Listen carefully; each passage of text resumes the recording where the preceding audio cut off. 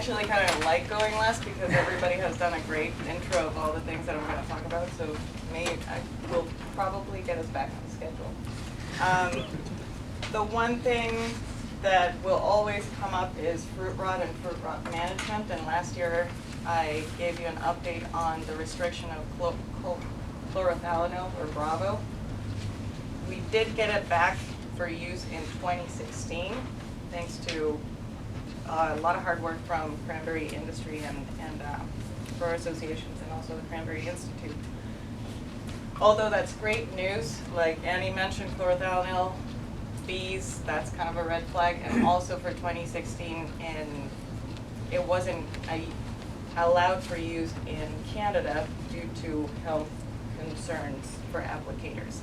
So the reason why I'm giving you all this information is because, for me, that's a red flag. And now Bravo already has a target on its back. So although we have it for 2016, I don't think that it's a good resource to rely on as we have in the past. So for me as a plant pathologist, it's a great lesson to be learned in 2015 that we had it restricted, because it is a reminder that it may go away and that we can't really rely on it as we have in the past. So that really sets the stage for a lot of the field trials that I do out here in the station. A lot of the focus has been on looking at fungicide alternatives. Pretty much everything that's out there we try. And when I say we, I mean pathologists not only from the Northeast, but also Wisconsin and also the West Coast.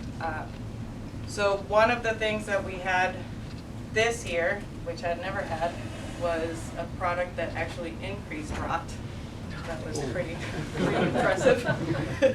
But that is only to give you an idea of all the things that I've been trying out there. The good news is that we do have 2 relatively new fungicide products that seem to be promising. So hopefully, along with the data from last year, this is my 2nd year of field trials, I'll be able to incorporate a little better recommendations in the chart book for growers to be able to incorporate in their programs. I also focused a lot on fungicide programs, excluding chlorothalonil. So out of the little fungicides that we do know that work, that are left for use, a way of bypassing the lack of chlorothalonil or decreasing the use of chlorothalonil is playing with how to use or alternate different fungicides. So I did quite a bit of those this year. One of my interests in also alternating the same fungicides that we have is that a lot of the newer chemistries are also much more prone to develop resistance. And one of the issues that I think we're going to have to tackle over the next couple of years is the risk of fungicide resistant populations. So pathogens that are no longer sensitive to the chemicals that are out there. Also, another of the trials, although these are based on fungicide use, I've been doing a lot of work, including last year, fungicide trials that focus on not the product itself, but playing with the timing of the applications and seeing if we can have better timing and reduce the number of applications. A lot of growers, just out of fear, they'd rather do coverage fungicide from the beginning of bloom to the end of bloom. When and if and when we don't have enough fungicides that we can spray during that period, there will be a time where we have to choose when we have to spray those applications and what's going to be more efficacious. So I have several trials that play with the timing of the bloom, and also some of the trials will be some data that will give us more information about late season applications. A lot of the growers do late season applications, which it's almost for peace of mind, because they really don't have an impact on field rot. But now I do have 2 years worth of data looking into that, the impact on field rot, but also interesting, the impact in storage rot. So there might be no effect on field rot, but it does seem that the late season applications for those growers that do fresh fruit, that may be worth their time.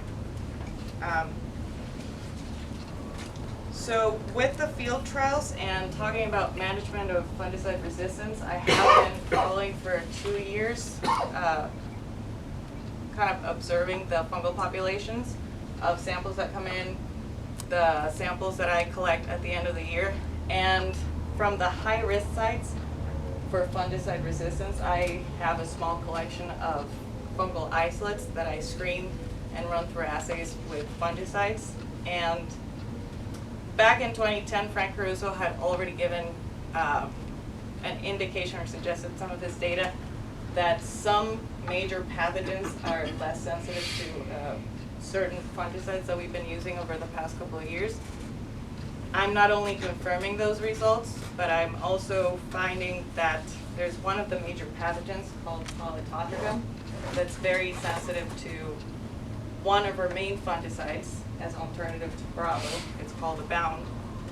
It does show decreased sensitivity to this product. So that is, I'm not ready to confirm resistant populations, but it is a clear warning that this is where we have to focus over the next couple of years.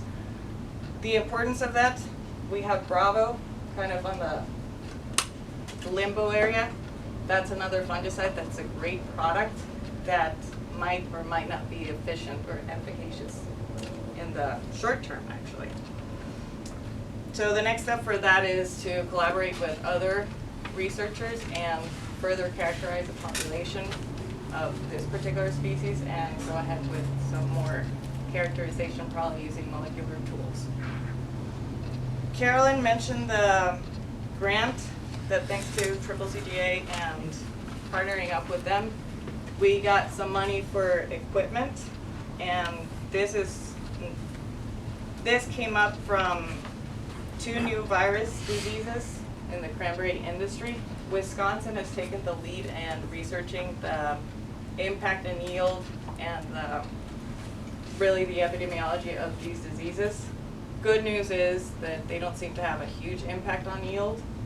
Bad news is we really don't have a way of testing for them in Massachusetts unless growers send them to a clinic or a third party, which can be pretty expensive. So this grant was a great opportunity to get some money to have the equipment in-house and be able to gather samples and not only provide the service to the growers, but also have a better idea of where the if the viruses are present in some of the fields, where they are, and almost a survey-like project for 2 years. Past the 2-year survey, this equipment will also be great for improving the diagnostic resources.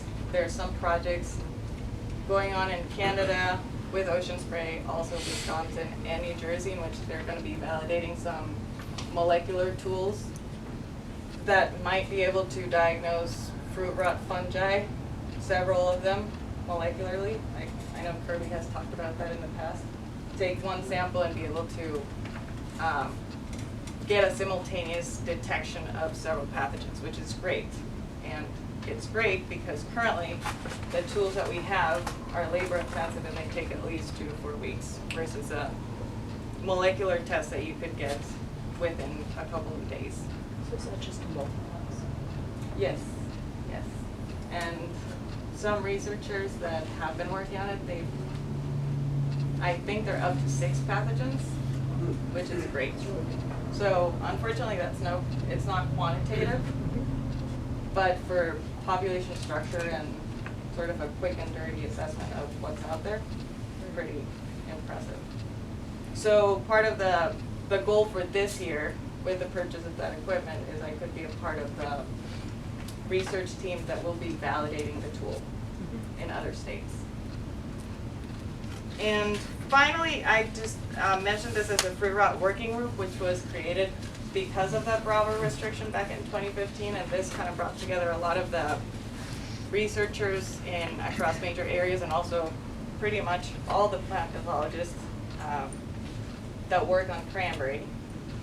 And we've joined forces to work on some of the priorities and the needs that were set by this group. Fruit quality has come up as one of the priorities suggested by researchers, growers, industry. And one of the great things that came out of this working group has been the collaborations with industry, and especially with Ocean Spray. We have gone, they funded actually a project to look into fruit firmness, which apparently is going to be one of the, it's potentially going to be a fruit quality parameter in the future. And so my role with them has been to identify loss of firmness throughout the harvest process and hopefully have some guide, if and when, or if this actually does happen, we could have some guidelines for growers to identify how to preserve fruit firmness.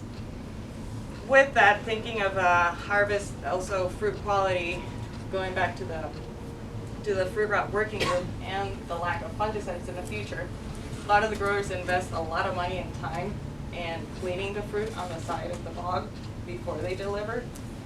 So we're also looking into that as an opportunity of improving these bog side cleaning practices, or at least giving growers an indication of whether their efforts are paying off or not. A lot of the growers use pressure washers, or they have their own system that they have modified, and we don't know if that is actually giving cleaner fruit but a higher impact on firmness, or maybe it's not worth the effort of having high pressure washers at the tower before delivery.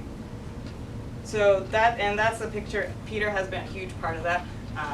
He actually got the UMass Dartmouth Center for Innovation into the project. We had a tour last year and then again this year, in which bringing out people that are completely out of the cranberry world, just look at the harvest practices, might give us a better idea of what other things we're not looking at that could be done, and think outside the box